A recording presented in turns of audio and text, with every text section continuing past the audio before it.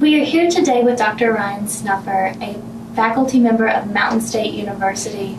He teaches courses in philosophy as well as religious studies. And Dr. Snuffer, thank you for being here with us today. I would like to get your opinions and your insights on the various holidays in December. We have Hanukkah, Christmas, and Kwanzaa, yes. To the best of my knowledge. So if you could spread some more light, sure. That would be wonderful. Okay. Would you like to start with Hanukkah as we Hanukkah. approach it first on the calendar? Yes, and Hanukkah is based on a Jewish holiday. It is a Jewish holiday based on the lunar calendar, and actually it goes back before the time of Christ, to the time of the Maccabees. And in 167 BCE, the Syrian Greek army invaded Jerusalem, took over the temple. Yes. Following several hundred years of oppression, the Jews said, "This is enough. We've had enough." They were told to worship Zeus instead of Yahweh, and so they revolted, led by the Maccabees, Jewish military organization that got them victory, and they got the temple back, and they wanted to cleanse the temple, and it was an 8-day cleansing ritual, and they had several sacrifices and other traditions that they had to observe, and one of the traditions was to have a candle burning. Oil lamp is what we would probably call it today, and yet they only had enough oil for one day, and they lit it, prayed to Yahweh, and it just kept burning. Day 2, day 3, day 4. By the 8th day, it was still burning. And so they considered that a miracle that God allowed the oil lamp to burn as long as it did for the 8 full days of the cleansing period. And so today, Jews will remember that time for an 8-day period in lighting what they call a menorah, which has a single base and 8 branches. And each evening they will light one of the branches, keeping the previous one burning, yes. So that by the 8th day all 8 arms or branches of that menorah are still burning. And so it's a time of remembrance for them and appreciation. Historically, it probably doesn't have the significance as some of the other Jewish holidays, but it became more popular because of its coinciding with the Christmas season most of the time. And it's always late November and December. Wonderful. Now, to transition, just as you mentioned Christmas, could you give me some insight onto Sure. the Christmas holidays? Yeah, and Christmas is much more complicated, and obviously I can't give an overview on everything about Christmas because of all the pagan traditions that surround this time of the year, and how Christianity adopted some of the dates and symbols and things from paganism. But in its most basic simplicity, Christmas celebrates the birth of Jesus Christ. Christians believe that Jesus is the promised Messiah that was promised to the Jewish people for all the world, not just the Jews, and that his birth was surrounded by a lot of miracles, none less than the virgin birth itself.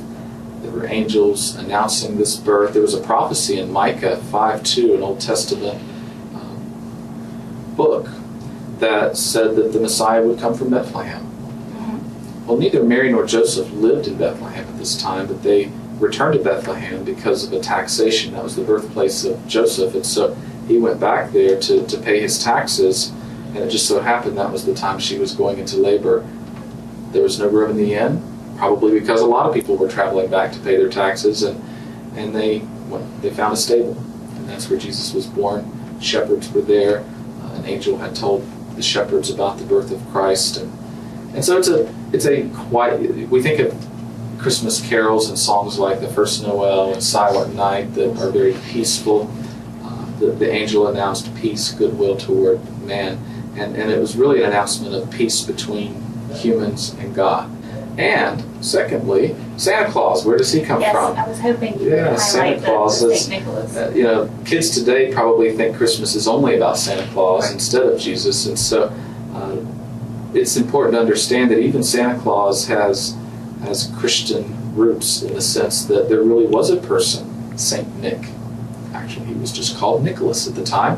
Later on, he was canonized by the Roman Catholic Church and given recognition as a saint. But The reason he is recognized as a saint is because he did very saintly things. He was the son of wealthy parents, and when they passed away, he took Jesus' command literally to take his wealth and sell it and give it to the poor, and that's what he did.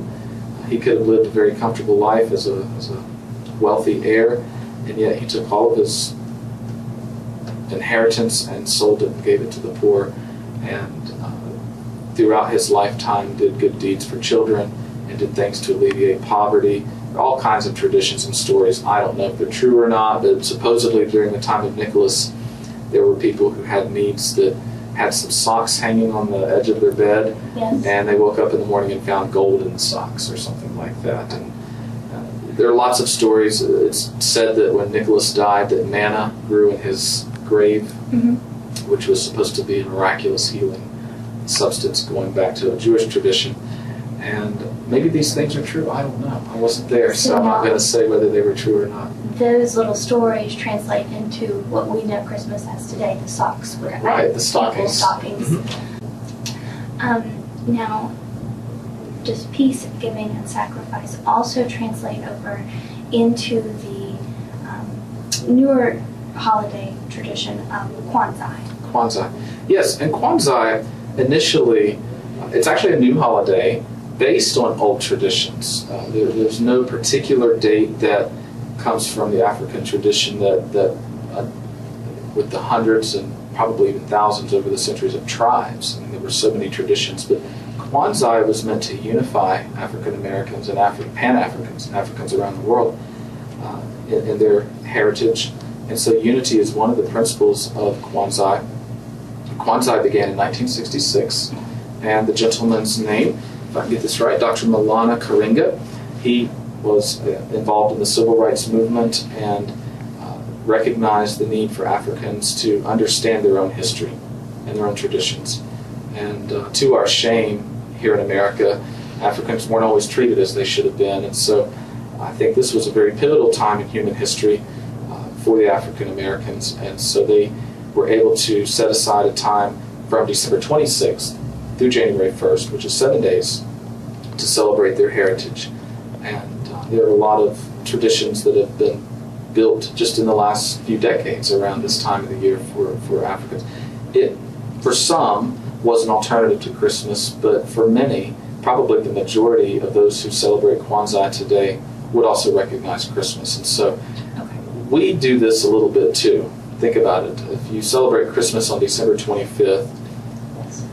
January 1st, that whole period is like a holiday for most of us. A lot of us take off work during that time. If we have children, they stay home from school. You're usually going to parties and visiting with family during this time. So it just extends that period. And so I think that's one reason Kwanzaa gained in popularity, much like Hanukkah did for Jews, is because, and this was by design actually by the founder, that it would be during the Christmas time. So colors, art, vibrant art is hung on the walls and around the homes of people during Kwanzaa, the people who celebrate Kwanzaa. Meals, family time, cultural celebrations, and dancing is a big thing for many people who participate in Kwanzaa, and interpretive dance programs, much like we might have Christmas pageants. And so that's an interesting time. And the 7 candles are lit one each day from December 26th through January 1st to recognize the 7 principles of Kwanzaa. And I mentioned the first one is unity. Yes. And some of the other principles include self-determination, collective work and responsibility, cooperative economics, purpose, creativity, and faith. And I can't think of any one of these that we shouldn't all strive to adopt ourselves. They're all positive, character-building principles, and so it's a nice time for people to remember during these 7 days some things that we could improve on ourselves too. Wonderful. Well, Dr. Snuffer, thank you so much for giving us more detail on the different cultures as well as traditions that are celebrated in this time of the holiday. It was my pleasure. Thank you. I appreciate it. Thank you.